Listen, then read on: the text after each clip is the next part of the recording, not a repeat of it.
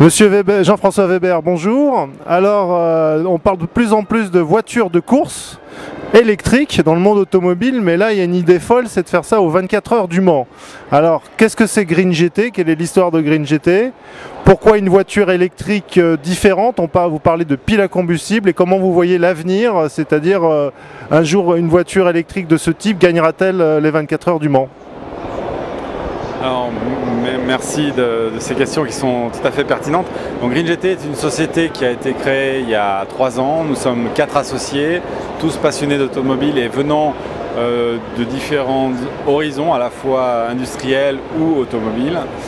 L'objectif de cette société, c'est de créer une voiture de course et de développer l'ensemble des éléments d'une voiture de course, mais avec une propulsion électrique. Alors, la propulsion électrique n'est pas forcément quelque chose de très complexe, puisque les moteurs électriques sont ont plus de 150 ans largement.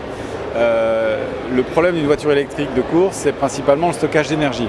Aujourd'hui, nous sommes aux 24 heures du Mans 2011 avec une voiture qui est électrique batterie, qui a une puissance de 410 chevaux, qui permet de faire des vitesses de 256 réelles sur le circuit, et si on avait pu avoir un autre type d'énergie, on serait sans doute aux alentours de 275.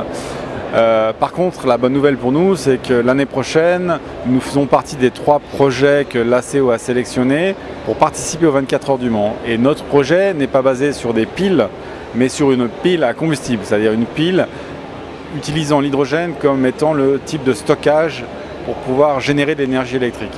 Alors pour nous, c'est quelque chose d'extrêmement important, puisque depuis le début de Green GT, c'est l'option que nous avions choisie, sauf que les piles à combustible n'étaient encore pas disponibles sur le marché par rapport à la puissance nécessaire pour une voiture de course. Aujourd'hui, c'est le cas. On a commandé une pile de 300 kW, qui est la puissance nécessaire pour faire 24 heures, et la voiture est en cours de construction, et nous sommes quelque part heureux de pouvoir dire que d'ici la fin de l'automne, nous aurons déjà effectué des premiers tests sur piste afin de prouver que le concept pile à combustible moteur électrique est capable de faire en tous les cas des relais de 1 heure. Effectivement, ensuite la question que vous avez posée, est-ce qu'une voiture hydrogène pourra gagner un jour les 24 heures du Mans? C'est notre souhait en tous les cas, c'est sûr. La première chose qu'on va essayer de démontrer, c'est que c'est en tous les cas une alternative au moteur thermique, que ce soit diesel ou essence. Et après, les règlements devront s'adapter afin d'ouvrir à ce type d'énergie la possibilité de concourir dans de bonnes conditions vis-à-vis des énergies actuelles. Alors, 2 petits compléments. L'aspect réglementaire sécurité, est-ce que la CO vous accueille à bras ouverts? Est-ce que la FIA vous accueille à bras ouverts? Mais qu'en est-il du préfet? Parce que le préfet de la Sarthe doit aussi donner son gris-gris, la DRIR, les sapeurs-pompiers. Est-ce que toutes ces étapes, vous pensez les franchir? Est-ce que la CO et la FIA vous a donné une visibilité sur ces aspects d'autorisation, de réglementation? Et deuxième point, quel est l'accueil de la profession, c'est-à-dire les Audi, les Peugeot, les professionnels des 24 heures du Mans? Quel est l'accueil? Comment ils vous ont accueilli? Est-ce que vous avez eu des commentaires ou des félicitations, ou plutôt le scepticisme? C'était quoi l'accueil général? Alors pour la première question, effectivement, en termes de sécurité, on a peu de retours. Aujourd'hui, c'est quelque chose que l'on doit démontrer. On sait très bien que l'hydrogène fait peur à tout le monde, mais l'hydrogène, en réalité, c'est pas plus dangereux, voire moins dangereux que l'essence. Le seul risque, c'est que nous avons des bonbonnes qui vont être à 350 ou 700 bars, mais ce sont des bonbonnes en carbone qui sont avec des résistances qui sont aussi fortes qu'une coque de carbone d'une monoplace F1 ou Endurance. Donc ces bonbonnes sont éprouvées depuis des dizaines d'années dans l'industrie. Donc pour nous, ce passage est un passage obligé, qui est un passage fort. Il va falloir démontrer tout ceci, démontrer que sur une voiture de course, on respecte les règles de sécurité que nous avons aujourd'hui, et ensuite les autorités, c'est à eux de donner les certificats et de faire leur travail par rapport à ces aspects sécuritaires. Donc là, nous ne sommes pas du tout maîtres du jeu, nous allons faire nos propositions, nous sommes partisans de changer des bonbonnes et pas de faire de la recharge d'hydrogène sur la piste. Donc pour nous, la solution nous paraît, en tous les cas, de notre côté, totalement sécurisée. Pour en venir aux autres participants des 24 heures du Mans, on a eu très peu de contacts avec eux.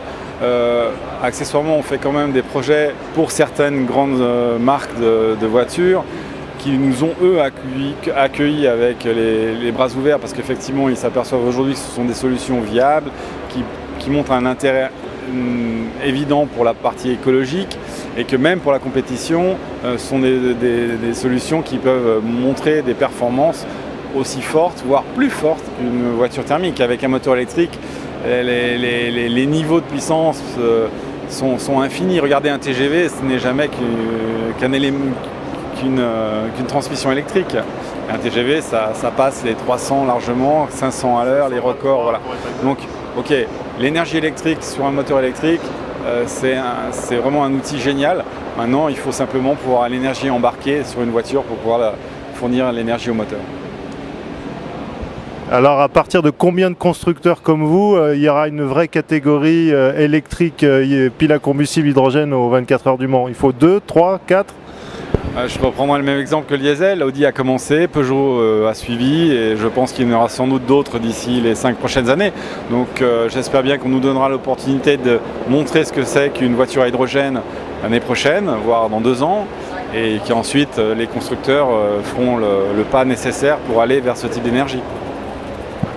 Merci Monsieur Weber. Est-ce qu'il est possible, sans percer des secrets industriels, vous nous montriez un peu la voiture à batterie actuelle ou... Je vais prendre quelques images avec vous, alors je vais vous suivre, hein. Bougez pas.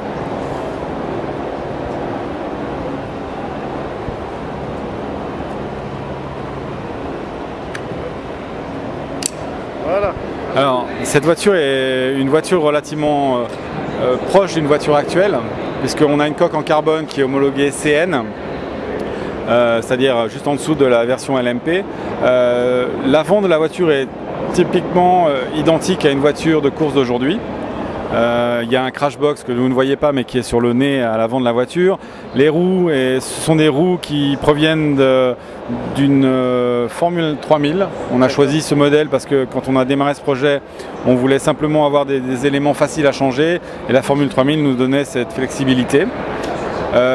La suite, vous avez sur les pontons latérales, droite et gauche, les batteries sont effectivement dans cette zone-là, avec une zone tampon pour la sécurité en cas de crash. Donc on a 2 packs batteries. À l'arrière, vous avez les contrôleurs, c'est l'espèce de cheminée que vous voyez qui est finalement l'aération de l'électronique de la voiture. Les batteries sont vraiment ici, elles ne sont pas vraiment proches de la roue pour des questions de sécurité aussi. D'accord. Ensuite, vous avez ici l'entrée et l'aération des moteurs de la voiture. Ici, vous avez donc le groupe motopropulseur où nous avons travaillé pendant 2 ans et demi. Donc là, ça, c'est vraiment la partie que Green GT a vraiment traité 100% par elle-même en 2 ans et demi. Et si vous voyez juste après le moteur, il y a un énorme trou. Ouais. Et ce trou, dès le début, a été volontairement gardé pour pouvoir mettre une pile à combustible. Donc même cette voiture a été pensée à la base pour pouvoir à terme mettre une pile à combustible. Donc là on voit tout ça normalement c'est là où serait la pile à combustible. Sachant que ce châssis ne va pas évoluer, on a acheté un nouveau châssis pour pouvoir faire la nouvelle voiture à hydrogène qui est homologuée Le Mans pour l'année prochaine. Ce châssis est plus grand et on ne va pas utiliser de structure tubulaire mais une structure carbone complète. Et les bonbonnes à 350 ou 700 bars, elles seront logées à la place des batteries? Absolument pas, elles seront à l'arrière de la voiture, sur le capot arrière, de façon pour les changer rapidement. Ouais, par derrière. Et comme une bonbonne à hydrogène est aussi rigide qu'un châssis, il n'y a aucun risque de les mettre à l'extérieur du châssis. D'accord. Voilà, donc ça c'est notre objectif. Pour nous le but c'est de protéger, donc si ces bonbonnes sont à l'extérieur, elles sont aussi facilement manœuvrables. S'il faut sécuriser la voiture, on peut les enlever facilement. Si jamais la voiture se retourne, comme elles sont aussi solides que le crash que la cellule, il n'y a normalement aucun risque qu'elles se détruisent, pas plus que la cellule. Donc tous ces éléments de sécurité, on va les traiter sur cette voiture à hydrogène de façon à ce que pour nous, déjà, il n'y ait pas de risque. On va vivre 1 an à côté de cette voiture et on ne veut surtout pas qu'elle nous fasse du mal. Est-ce que ça arrivera aux mêmes vitesses une voiture? Non, vous n'avez pas encore d'idée. C'est clair. Non, mais c'est même pas une question, c'est évident. C'est évident. Oui. Vous allez arriver aux mêmes performances. Mais il n'y a aucune raison, même plus, parce que voiture électrique, ça ne vibre pas, vous n'avez pas de température, vous avez tellement d'éléments qui sont dans le bon sens comparativement au moteur thermique qu'on a toutes les chances d'aller plus vite. En plus des moteurs, on a un moteur par roue, donc on a un torque vectoring réel, on n'est pas en train de freiner une roue, on est en train de gérer le couple optimum sur la propulsion. Donc c'est vraiment logique que la performance soit en tous les cas égale, voire meilleure. Donc la Green GT 2012-2013, version hydrogène, c'est pas une voiture de démonstration pour vous, ce sera une voiture compétitive. On l'espère. Alors après, il faut aussi être réaliste. Ce sera la première, il y aura sûrement des erreurs, donc il faudra gommer ces erreurs. Nous, ce que l'on va essayer de faire, c'est quelque chose qui rentre dans les critères de la course, c'est-à-dire d'être dans les pourcentages, c'est-à-dire 75% de performance par rapport au premier, de pouvoir acquérir l'information nécessaire pour pouvoir faire évoluer les voitures, donner à la CO et à la FIA les informations en termes de comparaison vis-à-vis des thermiques, pour qu'ensuite on soit considéré comme une catégorie à terme sur les courses. Donc la première aura sûrement quelques défauts qu'il faudra gommer par la suite, mais ça c'est comme toutes les voitures. Et conclusion pour la fin, est-ce qu'on ne va pas subir les problématiques d'équivalence qu'on a connues pour les règles d'équivalence diesel-essence, parce qu'il y a eu un précédent Mais bien sûr qu'on va les subir, c'est logique, mais ça fait partie du jeu. Je dirais, les équivalences, il va falloir les faire, il va falloir les traiter. Il y a des fois où ce sera favorable pour les essences ou le diesel, et il y a des fois où ce sera sûrement favorable pour les énergies propres, mais ça, c'est difficile de juger et je ne me permettrai pas de juger. L'avenir nous le dira. Merci Exactement. beaucoup, Monsieur Weber.